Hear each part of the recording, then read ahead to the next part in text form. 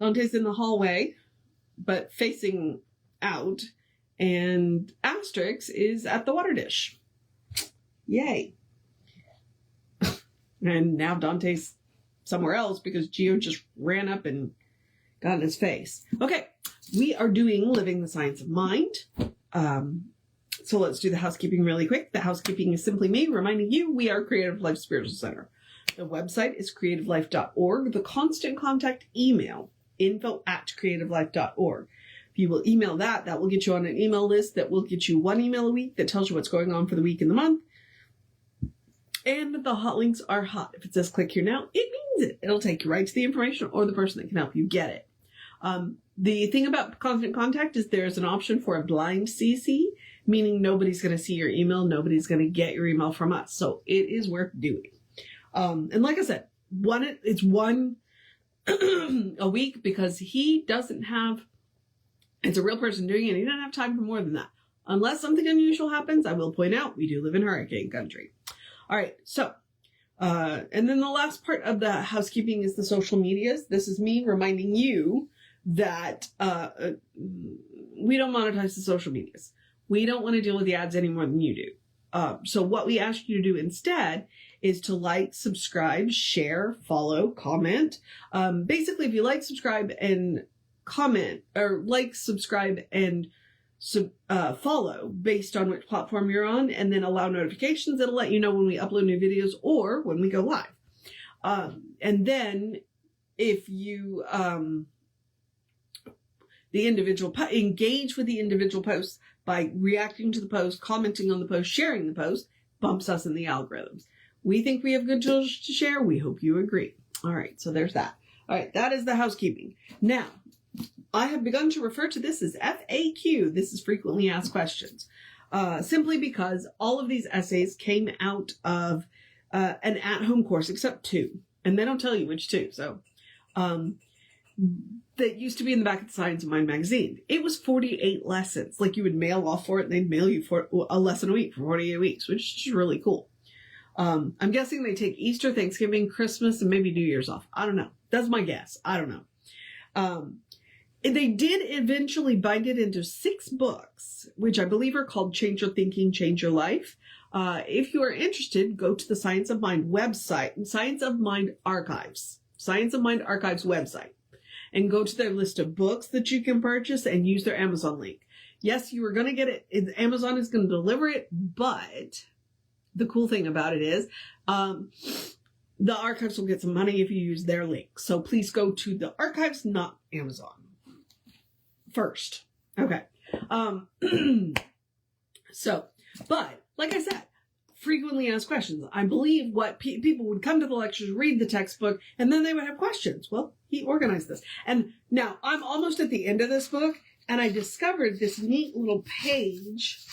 I guess I could put my glasses on its XI. What is that? 11 topics. And, I know it's backwards. Topics and pages. So they actually did group them into 13 categories. So, if you're wanting to look at that. So that I thought that was kind of cool. I'm trying to decide if I want to go back and reorganize the playlists like that. I haven't decided yet. That would be work. We'll see. All right. Today, we are tackling the Great Surrender. So, let's see what Ernest has to say about the Great Surrender. Because I honestly have no ideas, and it doesn't look like I've actually read this one. There are no notes, no pen marks, no pencil marks, no highlighters. So, let's see what the Great Surrender is. So the next one is titled Self-Awareness. Okay, so the Great Surrender. Every person's search is for something that will make them whole and happy, something that will cause them to feel safe and secure, and we believe something that will make them certain that they are going to live forever somewhere.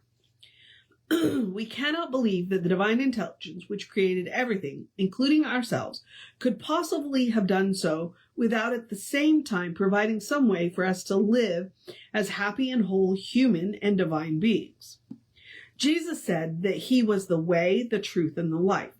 He had discovered the secret which delivered him all life, love, and power. This life, this love, and this power is what he taught. Since he so completely proved his power, it is wise for us to follow the rules he laid down for us. He stated one of these rules when he said, "He that loseth his life for my sake shall find it." Let's see. Okay. At first, this seems like a hard and strange thing to do. None of us wish to lose their life. It could not be possible that Jesus meant that we should literally lose our lives, but rather there must be things in our lives that we should let go of. There must be something that is attached to us that does not belong to the real person. And so we should seek to find the fundamental truth that he taught. All right. If we do this, we shall find that the thing Jesus said laid the greatest emphasis on was the idea that we are spiritual beings, living in a spiritual universe right now. Okay.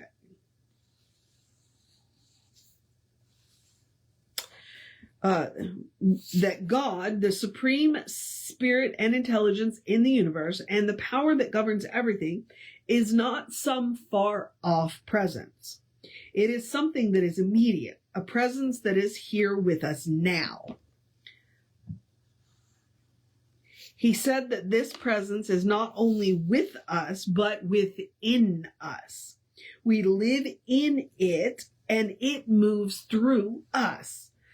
When Jesus said that we must lose our lives, he must have been referring to that part of us which denies this supreme presence. That part of us which lives contrary to it. That part of us which is out of harmony with it. He was telling us that there are certain things we have to surrender before we can find our true center. The real spirit or the perfect person, which he always assumed to be there. Jesus said, "Blessed are the meek, for they shall inherit the earth."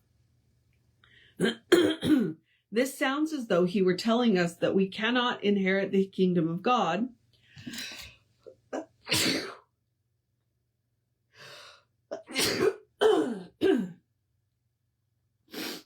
sorry.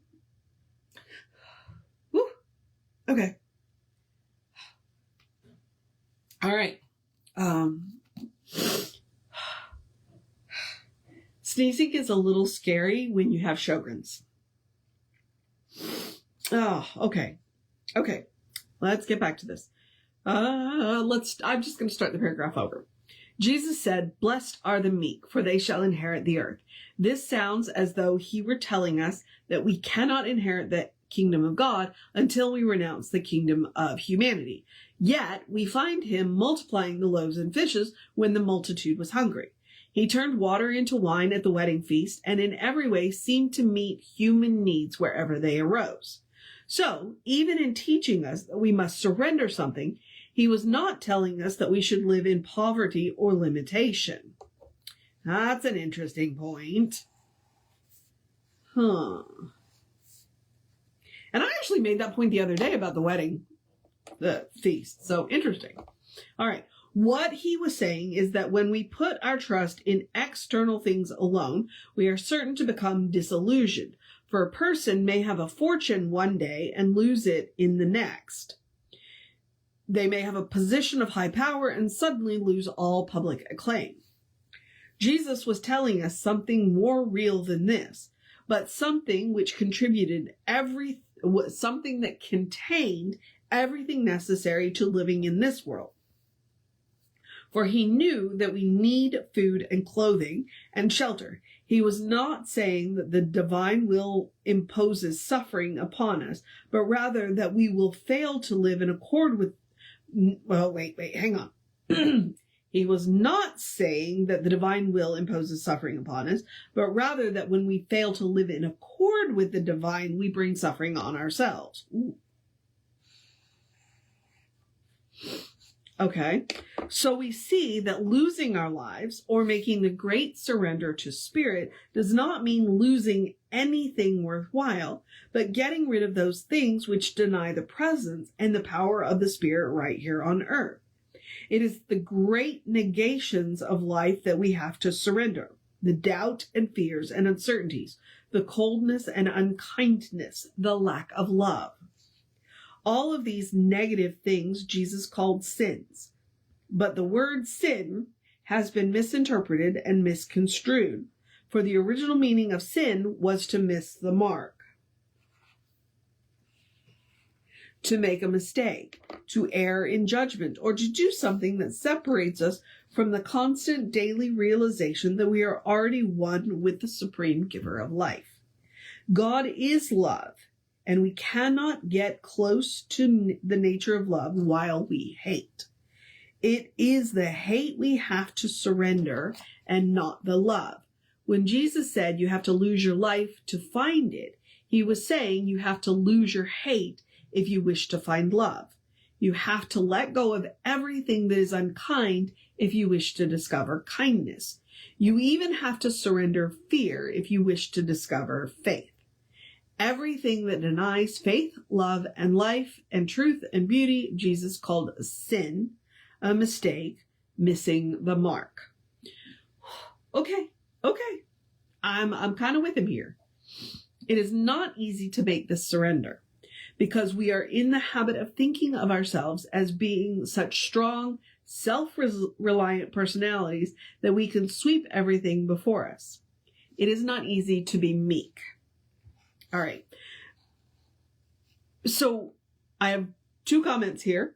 One being the biggest lie that we are told is that self-reliant lie. Biology, anthropology tells us that we are social creatures, that we need community, that nobody comes out of nowhere and does anything. That we need each other, that we do need each other. And it is very important. The other thing is it's not easy to be meek. One of my favorite definitions, because meek doesn't mean weak. Okay. Meek does not mean weak. One of my favorite definitions that I ever heard Jesse say about meek is meek means teachable. People who are self-reliant often are not teachable because they believe that they have all of the answers. And you know what? Nobody does. Nobody does. One of my favorite things about science of mind is that I've heard Jesse say, and he got this from somebody else, is the whole point of spirituality, community, religious community should be that we all have pieces of the puzzle and that we come together on a regular basis to get a look at the picture on the box, to see what it is that we're building. So, but meek does not mean weak. It means teachable. All right. So again, we should examine the meaning of meekness. Oh, good grief. He's about to do it. So this is cool. Okay. While we do not find any arrogance in the life of Jesus, we find a terrific strength of character, a will to accomplish what he set out to do, a determination to fulfill his mission. When he said that the meek shall inherit the earth, he was not saying that we have to be wishy-washy or willy-nilly, but that in true meekness we should recognize that all power finally rests in spirit. To be meek is to be humble before the truth. A person who is truly meek or humble when they look upon the grandeur of a mountain, or considers the vastness of the ocean, or thinks about the bigness of things, they do not become lost in this bigness or grandeur, but they do stand in awe before it. When they do this, something deep within them responds. Something within them embraces the ocean. Something within them melts into the mountain, and they become one with them. This is true meekness. Jesus said, "Blessed are they that do hunger and thirst after righteousness, for they shall be filled." He's doing the Beatitudes. I just realized he's doing the Beatitudes. Interesting. All right. Okay. Jesus said, "Blessed are they that do hunger and thirst after righteousness, for they shall be filled." Everyone longs to be made whole. Everyone hungers and thirsts after peace and joy. Jesus used the expression hunger and thirst because everyone knows how it feels to be hungry and thirsty. Because when we are hungry, we go in search of food. When we are thirsty, we look for water. There is a deep hunger in everyone, a deep thirst after another kind of food and another kind of drink, which Jesus said is not only natural, but necessary to humanity. For he said that humanity does not live by bread alone, but by every word that proceedeth from the mouth of God. Consider how the scientific mind hungers after knowledge. The scientist feels incomplete until they have wrested the secrets of nature from the invisible and brought them forth into reality. But in their search, they have to surrender all personal opinion, all arrogant attitudes of mind, and in true meekness follow the scientific pathway which leads to the discovery of a principle in nature that they inherit rather after they have first surrendered themselves to it.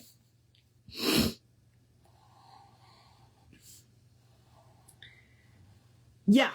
Yep. You know, when you're doing science, really good scientists, they come up with theories, they come up with hypotheses, they test their theories, and they let the data lead them.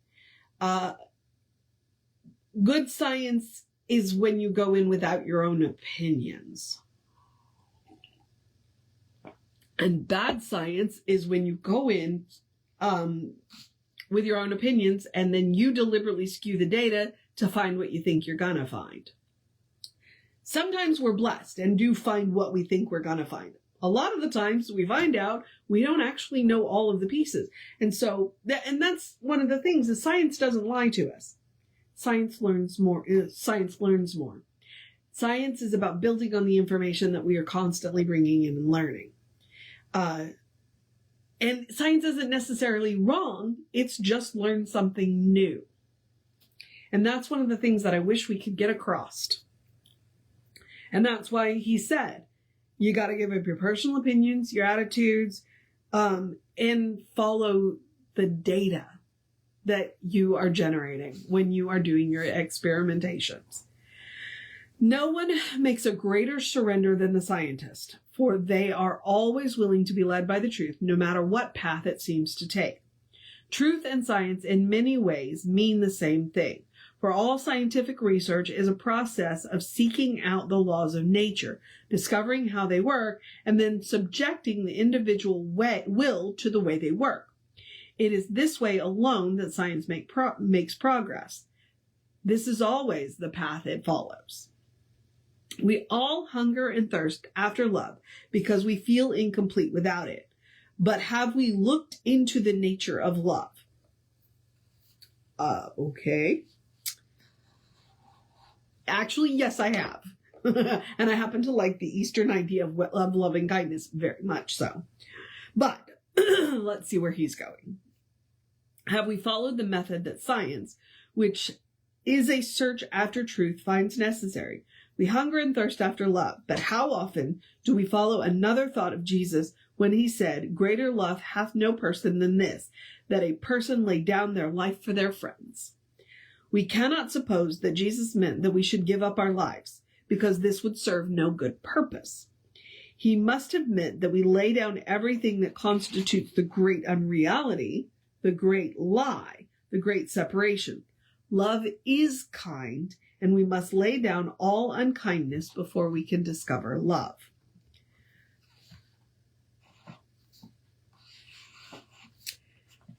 We want peace of mind and an inward sense of security. But are we willing to follow another teaching of Jesus in which he said, "But I say unto you that ye resist not evil"? We are full of resistance, incombativeness, and antagonism. But the reason we are over-aggressive is because we feel insecure.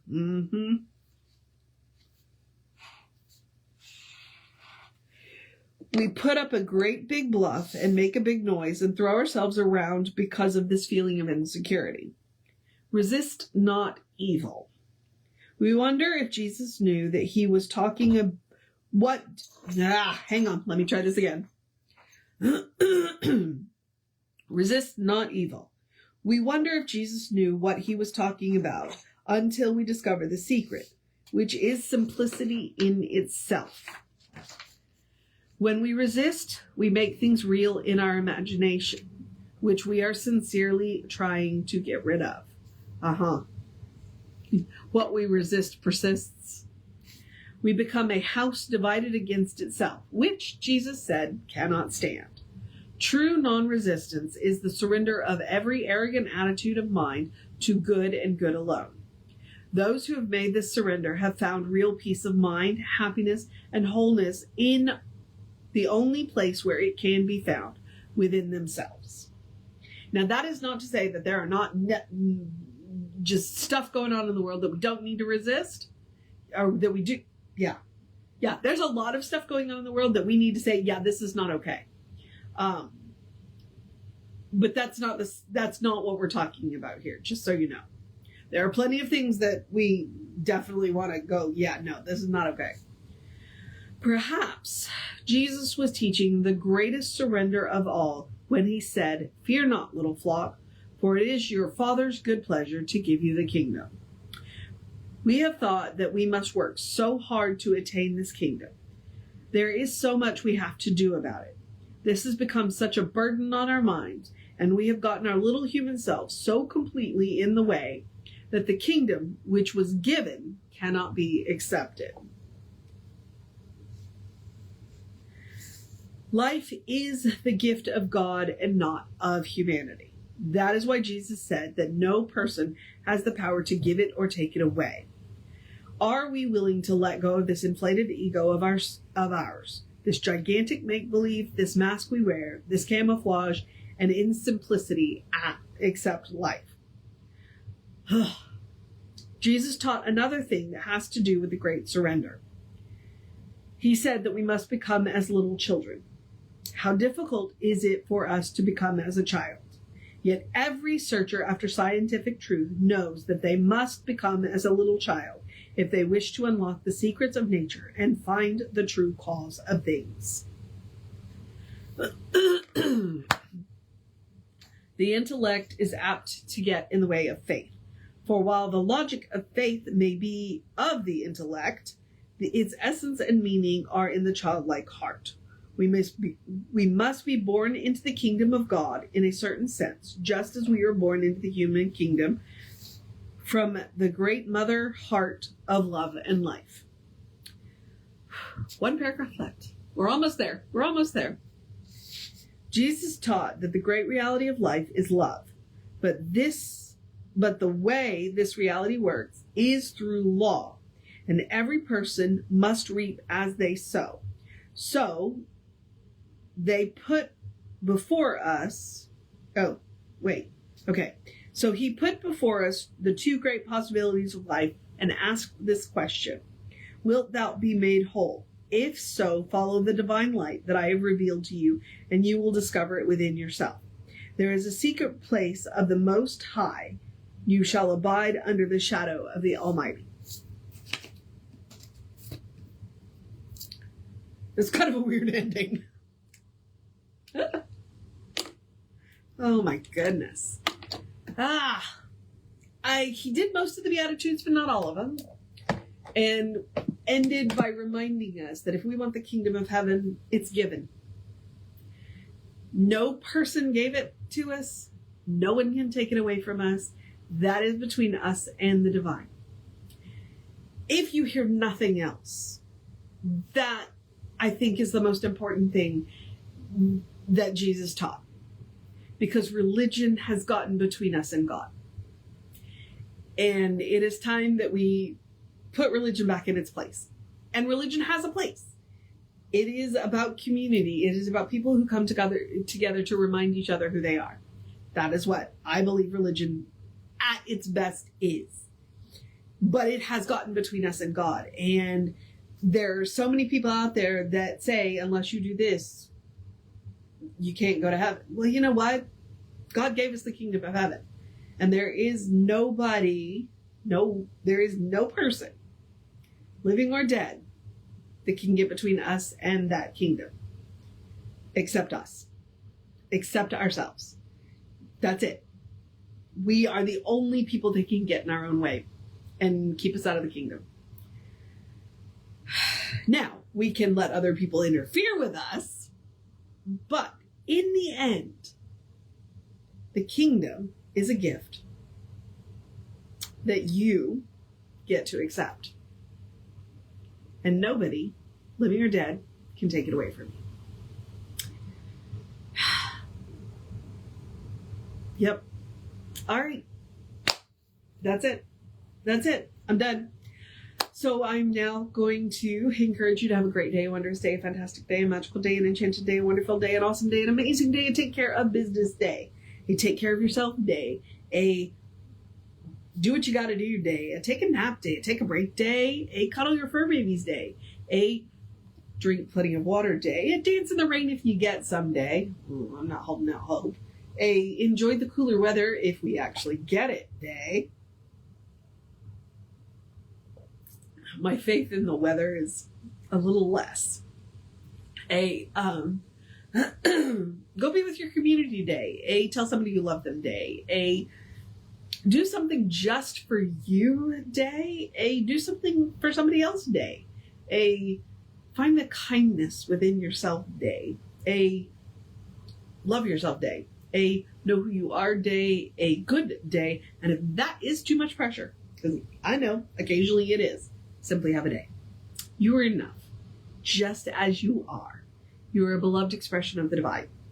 You are spirit in motion, God in action, a brilliant light, and a divine spark, a brilliant masterpiece and work in progress at the same time. A beautiful masterpiece, a brilliant and beautiful masterpiece, and a work in progress at the same time, at your own pace. Nobody gets to tell you when you're done. And you don't ever actually have to be done. That's the other thing about that. And as Reverend Jesse likes to remind us, you are a godling. All right, explore the truth of your being. Get to know who the divine knows you to be. Because the divine knows you to be good. And from there, anything's possible. All right, beloveds.